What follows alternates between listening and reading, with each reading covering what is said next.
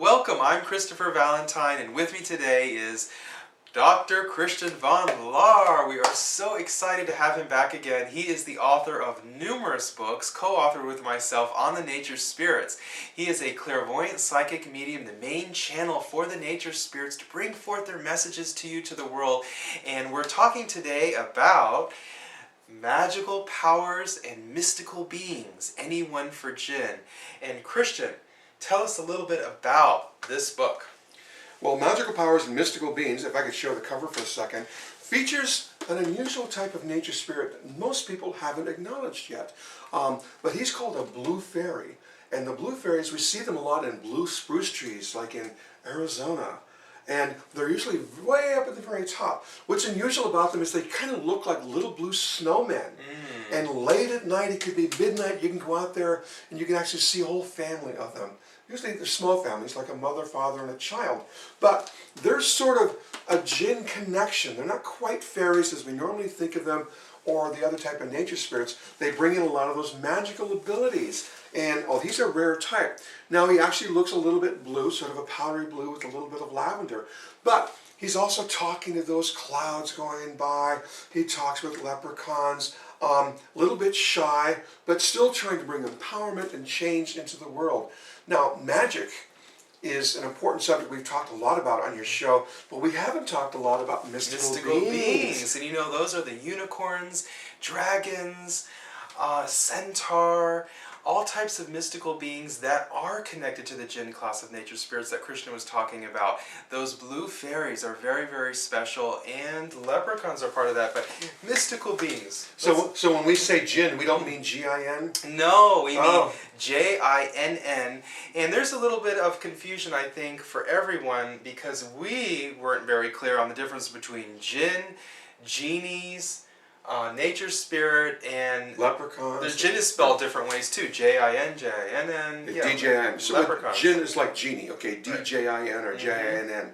All right, so that's a very higher form of nature spirit, because nature spirits are evolving also from the earth to the water, to the air, to the and all the way up there.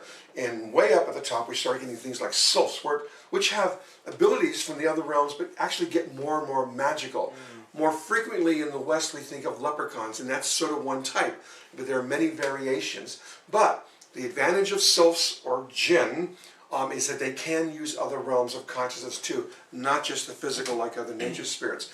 But those mystical beings, you know, we talked about the classical ones. I think you mentioned dragons and unicorns, but the nature spirits even have their own. Flying elephants. Oh, that's right. You know, the first half of the book is all about folklore and true stories that the nature spirits have handed down over the generations. So they are very, very telling stories, including the one about flying elephants, which do indeed exist. And that's possibly why that is their absolute favorite ride at all the theme parks, from Dollywood to Disneyland and Disney World. They love those flying elephants. So when you start taking your nature spirits to a theme park, and you will be drawn to do this, by the way, they're going to go right to Dumbo or the flying elephant, because there is a folklore in their heritage that speaks to an elephant that flies. So they have their own. And they also speak of unicorns, but we too know of those because to us they're magical, but to them they're the healing modality.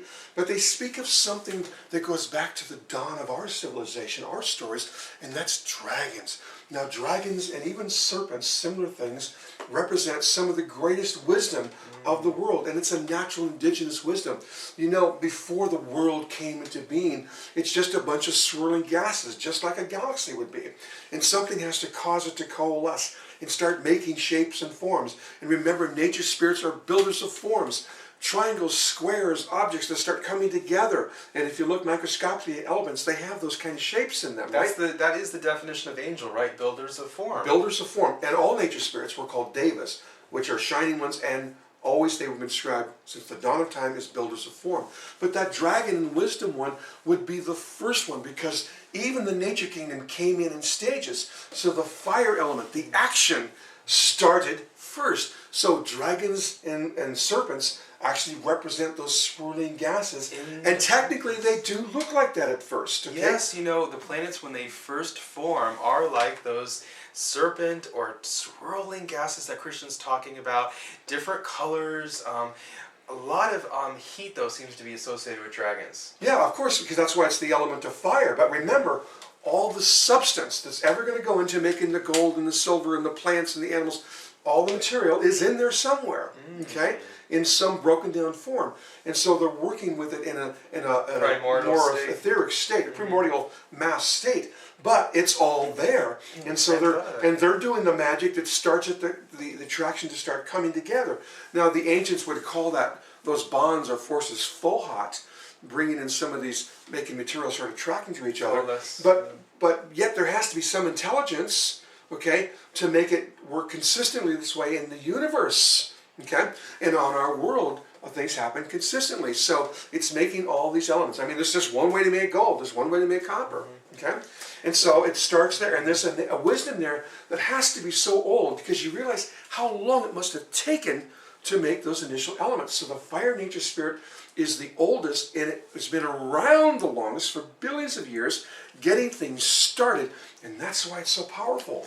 So they were the first mystical being that was around. And, you know, speaking of how old nature spirits can be or mystical beings, we asked the leprechauns how old they were, and they said older than the dirt. And so that goes back to the beginning of time. Yeah, older than dirt. And those dragons and mystical serpents that we think of as wisdom beings, although we're talking about them right now in their more etheric state before things took form changes, and so eventually they do actually become a being that we would call a dragon. And that is why I love this story that our little gnome Billy tells us in the new book, Magical Powers and Mystical Beings, because he's almost channeling a dragon. He's doing it in the dragon's voice also, so we're getting that wisdom being, that incredible wisdom being that's been here since the beginning. And there's many types of dragons, but as Christian was saying, they become like beings, and they usually are under mountains, and they can be various different colors. There could be a blue dragon, you could have a green dragon somewhere else. Yep. And this story that Billy tells... The four, actually there's like four colors with those dragons, and four is very, very much tied to the physical earth. That's why we have four corners, four quadrants, four directions. What would the other four two states colors be then? Well, there's red, yellow, blue, and green. That's what I thought, okay. And actually, when I'm reading someone, and it's very easy for me when I'm reading someone to know that they're connected to dragons, whatever, because I will literally start seeing it above their head. And it's not that there's really a dragon floating there. That energy vibration comes across to me after so many years of doing this. It makes an image in my mind of a dragon. And do you say, are you connected to dragons? Do you like dragons? And I'll just say, okay, I said, so you're into dragons and fantasy life and creatures and things like that, right? And people and animals and things. And they go, yeah, this is great, let's get out in the open. Let me tell you why. Is it because they're connected to dragons? Yes, because we all have connection to other forms of life. You know, trees, plants, animals, also the nature kingdom. And many of us resonate with gnomes or leprechauns or elves or fairies. Some of us are going to resonate with the fire nature spirit, and the serpents and the dragons, which are the wisdom ones. Now here's what's interesting. Isn't it amazing that this whole world started off with wisdom? That's a great way to start, right? Yeah. So is it kind of like the universal mind or God, as some people... Well, it's replicated throughout the universe. It's working the same way everywhere. And so that divine ideation that expresses the wisdom of the divine is evident in the universe everywhere. And this is why the true definition of nature is the sum total of consciousness of all things, that includes rocks, by the way, all things throughout the entire universe. So nature is the universe, right? And so, of course it's magical. There's so much stuff we haven't even begun to scrape the surface, right? And so we're just talking about some of the obvious nature spirits and nature people and mystical beings that humans have recorded. Who knows what else is out there? But beyond those wisdom beings, there's others. What about the centaurs and Pegasus? You mentioned the unicorns. What are some of the others that people think are made up in stories, but they're not? That's right. And when we come back, we're going to be talking about all those different beings as well. Please join us.